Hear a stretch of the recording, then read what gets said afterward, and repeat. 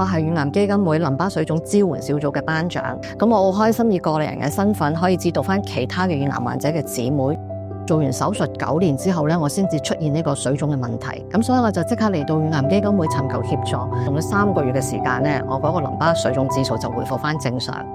因為做淋巴引流咧，我哋係唔可以着衫嘅，咁所以好多姊妹又覺得唔方便啦，於是咧我就車咗呢啲袍送俾基金會，由2018年到而家都差唔多車咗300件袍噶啦。淋巴水腫治療師就同我講，佢話想幫助啲姊妹咧喺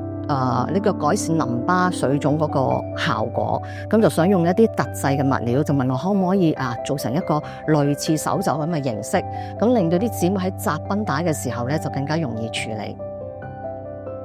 其實咧，由2006年開始，我先係摸到自己左胸有粒石仔咁嘅硬塊，咁呢10幾年嚟，我已經確診過3次乳癌，咁但係我打贏場仗，我又可以鼓勵啲姊妹，希望佢哋係喊住嚟，笑住走。